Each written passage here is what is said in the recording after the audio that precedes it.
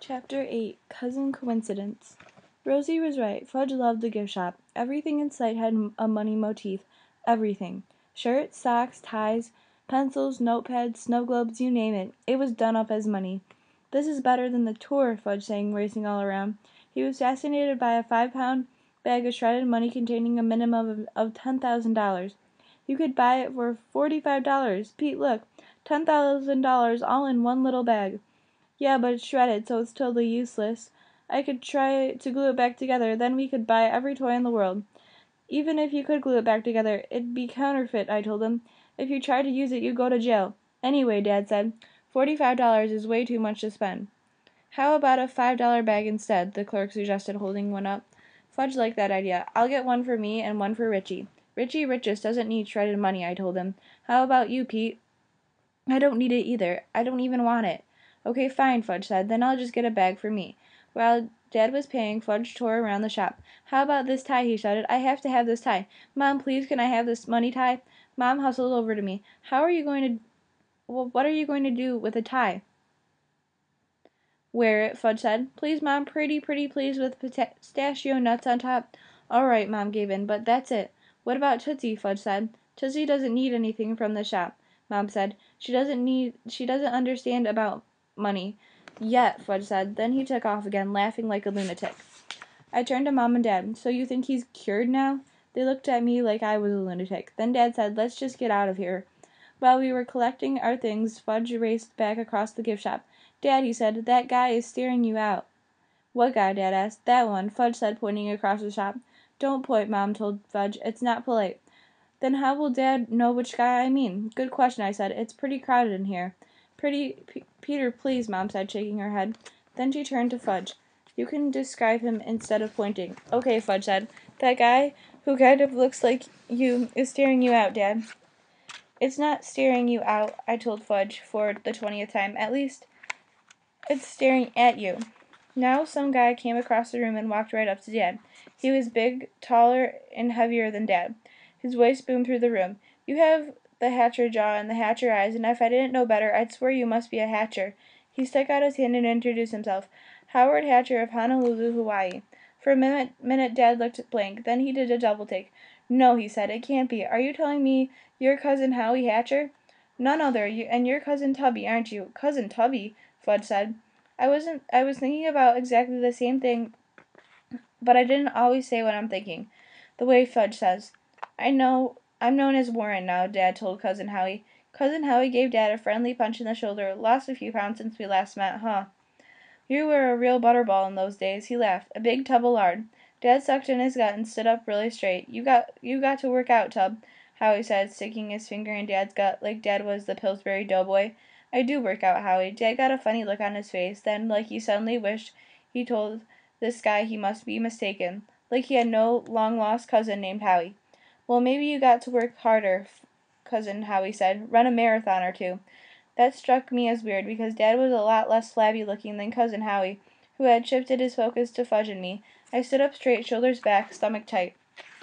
See, that's why we used to call him Tubby," Cousin Howie said, as if we didn't get it by now. "So, Tub, these handsome boys belong to you?" Dad said, "Yes, this is my family, my wife Anne." Cousin Howie kissed Mom's hand.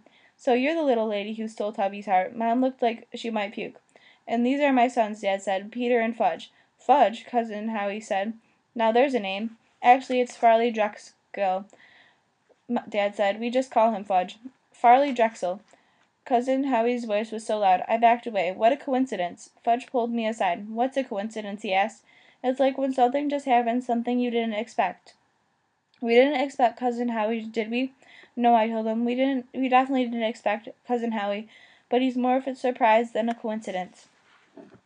Cousin Howie wasn't alone.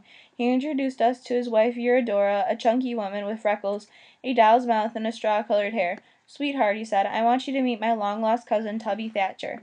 "Warren," Dad said, with a tight smile on his face. "Right you are," Cousin Howie said. "You keep reminding me, and eventually I'll remember." Dad took a deep breath while Eurodora gushed. "I have heard so much about you over the years, Tubby."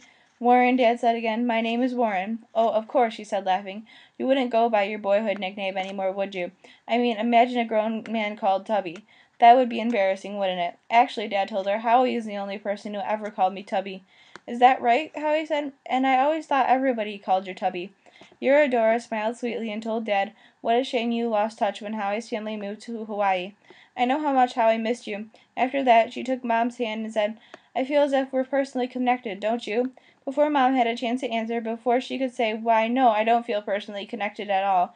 Why would anyone in her right mind feel personally connected to you and Cousin Howie? Eurodora gushed, this is just so wonderful. We didn't think we had any family left. And to find you this way out of the blue? She pulled Mom close and hugged her until Mom was practically gasping for breath. Mom looked to Dad for guidance when suddenly Fudge said, it's a real coincidence. Eurodora looked surprised. Why, yes, it is a real coincidence. I thought it was a pretty weird coincidence since Dad never mentioned anything about a cousin Howie to us, and there was still more family members to meet. Eurodora whistled and two girls about my age came over. Boys, she said to Fudge and me, meet your long-lost cousins, Flora and Fauna Hatcher. They're named for the natural beauty of our islands, and that's just what we call them, our natural beauties. Fudge laughed. It came out sounding like a big hiccup. I gave him an elbow and he covered his mouth with his hand. Isn't he the one who told me we don't laugh at people's names? Not that I didn't feel like laughing over Flora and Fauna, too, but I was into proving I could control myself. It was part of my new 7th grade maturity. Eurodora went back to talking with Mom and Dad, leaving Fudge and me with the natural beauties. We're twins, one of them said. Identical, in case you didn't notice, the other one added. You want to know how to tell us apart? The first one asked. By our fingerprints, Fudge asked. In case you don't have access to our fingerprints, the second one said. I'm Flora, and I have a scar on my chin. She stuck out her chin and pointed underneath to her scarf. See? Then the other one said, I'm Fauna, and I have a brown dot in my right eye. But you have to look really close to see it. Who'd want to? I was thinking as Fudge stood on tiptoe and peered into Fauna's right eye. How old are you? Flora asked me. He's 12, Fauna said, stretching back to her full height, which was just a little taller than me. How'd you know that? I asked her. I can always tell, Fauna said. How old are you? I asked. How old do you think? Fauna said. I'm not into guessing, I told them. He's not into guessing, Fauna repeated to Flora, and they giggled. Why do girls giggle? I mean, do they really find things so hysterically funny, or are they born that way? Want to know how old I am? Fudge asked. He didn't want for them to answer. I'm 5. I'll be 6 soon. I'm in mixed group. What's mixed group? Flora asked. It's what comes after kindergarten. If you're really smart, Fudge told her. Pete's in 7th grade. That's what grade we'd be in, Flora said. If we went to school, Fauna said, finishing for her. You don't go to school? Fudge asked. We're homeschooled, Fauna said. What's that? Our parents teach us at home, Flora explained. Who else is in your class? Fudge asked. No one, they answered together. Except our brother sometimes hangs around, Flora said. That's when I realized the little boy hiding behind her was a part of the family. He's almost 4, Fauna said, and even though you can't tell, our mother is pregnant again, Flora whispered. Our mother was pregnant one time, Fudge said, also whispering. Only one time? Flora asked. She and Fauna looked at each other and giggled again. Isn't that right, Pete? How about 3 times, I said. Once with me, once with you, and once with our little sister. Oh, I forgot about the you and me part, Fudge said. Then he danced around saying, I know how the baby got inside. We all do, I said, stopping him before he got started. This time Flora and Fauna actually laughed. Then Flora stepped aside and said, This is our little brother, and if you think we have interesting names, wait till you hear his. It's Farley Drexel, Fauna announced. Farley Drexel? Fudge said, That's my name. It can't be, Flora told him. Well, it is, Fudge said, hands on his hips, but it's an old family name, Fauna said. Yeah, well, our fathers are cousins, remember, I said. You mean, Flora began. That Farley Drexel Hatcher, Fauna said, was your father's uncle just like he was our father's uncle? Flora finished for both of them. I nodded. We call him Fudge, I said. They call me Fudge, Fudge repeated. Everybody but my little sister calls me Fudge. She calls me Foo. But that's just because she can't say Fudge.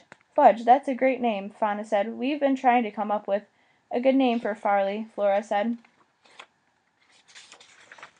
And Fudge is perfect, Fauna added. He can't have my name, Fudge told them. He already does, I reminded him. He has the Farley Drexel part, but not the Fudge. Fudge planted his feet wide apart and prepared to battle. You can call him Farley, or you can call him Drexel, or you can call him FD, but you can't call him Fudge. That sounded familiar. I was wondering where I'd heard it before, when Fudge nudged me and said, Remember when Ratface said that, Pete?